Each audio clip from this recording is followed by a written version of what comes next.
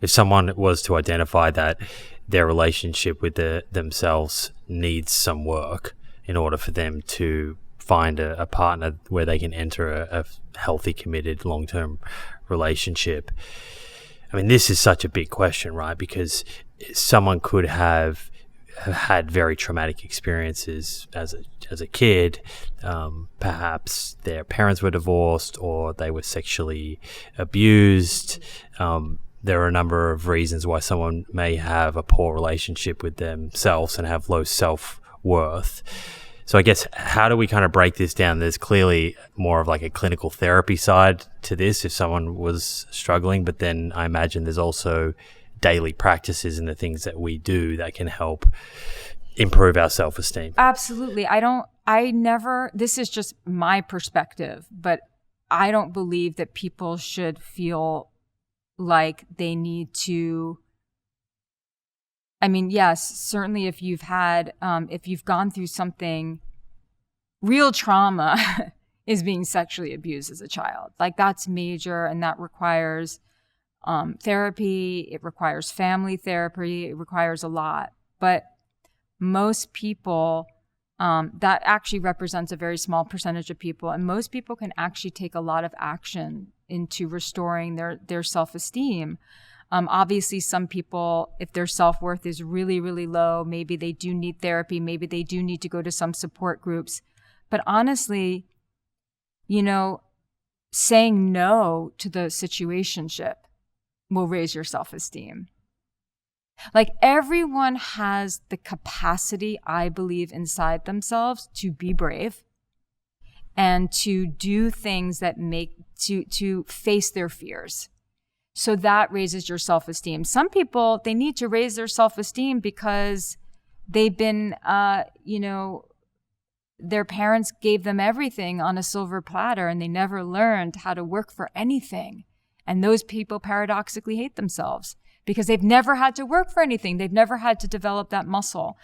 Some people, I see low self-esteem obviously in everyone, but it's really, really prevalent in women. So a lot of women have to learn how to actually speak up and communicate and to advocate for themselves and to do it in a way and to learn how to be a communicator in a relationship. It's really, really huge for some people, let's say for some women who've only relied on a partner for financial or emotional stability, to then be able to figure out a way to make your own money, to figure out a way to have your own back, to learn how to meet some of your needs is incredibly empowering. Right. To develop some autonomy. Yes. It's huge for some people. That's huge. Because I can imagine this self-worth conversation comes up quite a bit if we're considering abandonment and previous relationships where someone feels like they've been continually abandoned and that's their experience. Yeah. I can see how that person may talk to themselves very negatively and be carrying that forward into the next person that they're dating. Yeah. Big time. How does someone navigate that if based on experience they've seen or experienced the same thing over and over and over? How do they break that cycle? Well, if I was working with them, usually the story that we tell ourselves about what's happened in our past relationships, if the story is about abandonment, then usually what's happening is that person does not see how their choices have negatively impacted their lives. It's seeing yourself as this wounded child that others can just abandon, when really, more typically what happens is you're not choosing well. You're not choosing well, or when you're in the relationship, you're not speaking the truth. You're hiding your truth. So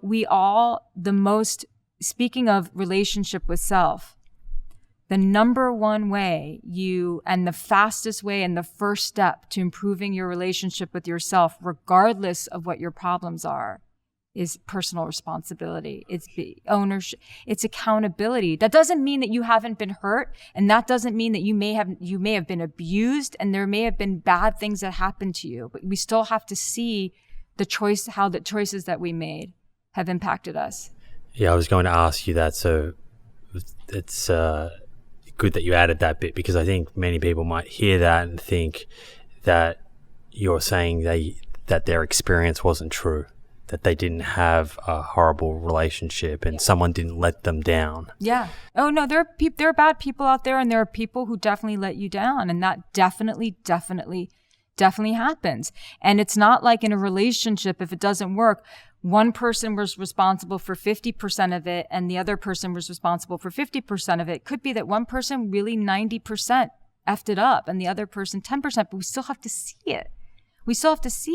I was in an abusive relationship many, many, many years ago in my 20s. I was, and there's, of course, everything that was done to me was terrible, but why did I choose that? I had to learn to become the woman who would never, ever, ever pursue a man like that again, or pursue that love from a man ever again. I had to look inward to figure out what was I thinking? Am I allowed to go? So what? Yeah. So, I mean, if you're willing to share, what was it that kind of blindsided you? Oh, chemistry. So I was in a relationship for like 5.5 years, great relationship, lovely relationship. But it took up a lot of my 20s. And then we broke up because, we're young. We kind of became more like roommates and friends and lovers. It's just how it happens. Everything amicable. And I kind of went through like this, wow, I've just spent my 20s sort of like hunkering down. Now I'm ready to go wild. So I met this guy, and physically at the time, he was everything that I found attractive. And my level of consciousness, another way to say that is my level of maturity, emotional maturity at that time was, I think you're hot, I want you. That's probably pretty standard practice, right? Like how many people in their early 20s are thinking about their wants and needs and what's important for a long-term relationship? But apparently a lot of the Gen Zers now are, which is kind of amazing. But I certainly wasn't. I was just like, you're hot. Yeah. You're pursuing the hell out of me, which makes me feel like all sexy and amazing. Let's do this. Yeah, it's very instinct driven. Very instinct. It's immature. It's just really what it is. It's immature. And yes, we can excuse that for someone who's young, but there are people running around in their 30s, 40s, and 50s and still doing that, and it's time to stop. So the opposite of that is becoming discerning. Becoming very discerning. Yeah.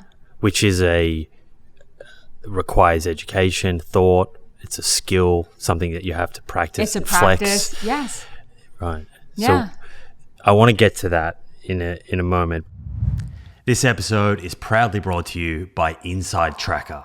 Track your blood biomarkers, understand your biological age, and receive personalized lifestyle tips backed by evidence to optimize your health.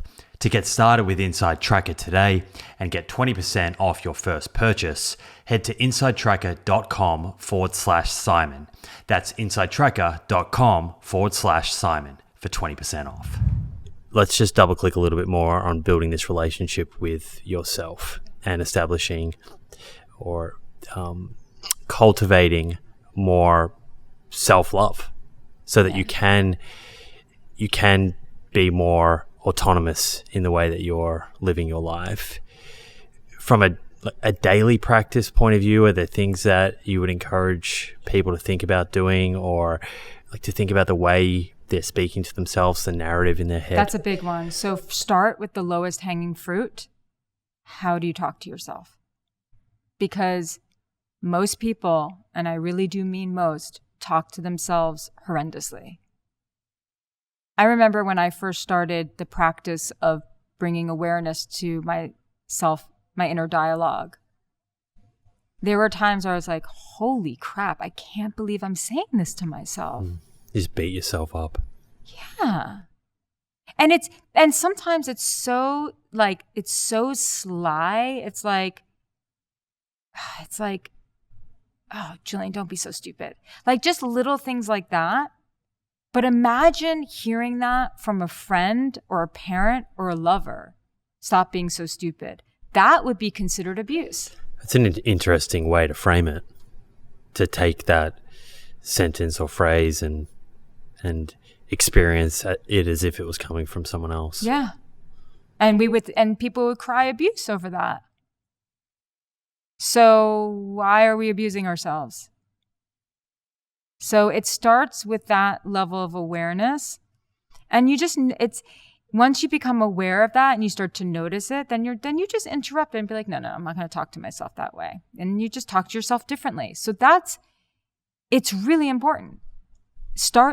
There's no other place to start but there, I think. And then, self-love could also be cleaning up your room. Self-love could be taking one task that you've been procrastinating on forever and just freaking doing it. Self-love is putting yourself out there and building some community. How important is that piece to the relationship that you have with yourself, the people that you're surrounding yourself with, and how they speak to themselves and treat one another? I think it's huge. I believe that we are who we spend the most amount of time with.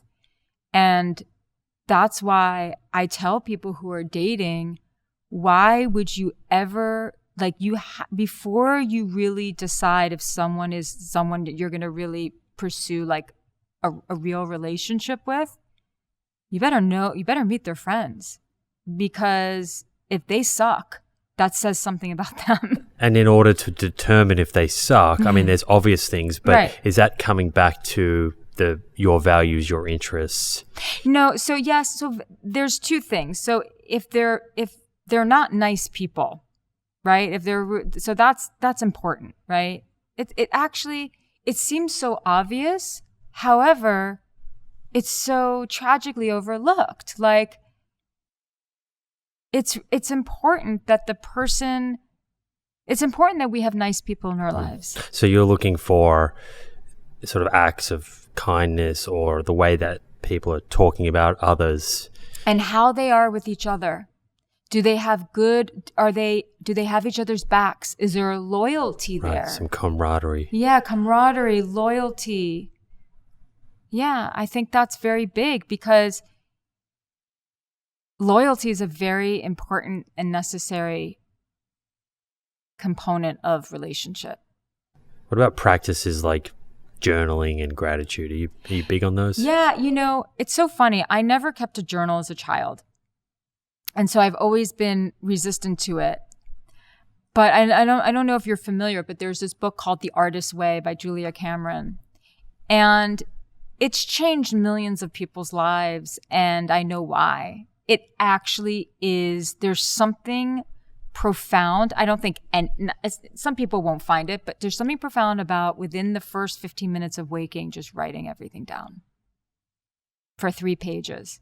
Not coherent sentences, just getting everything out. Everyone has a creative inside of them, and most people are walking around with untapped creativity inside of them, and that's making them really sad.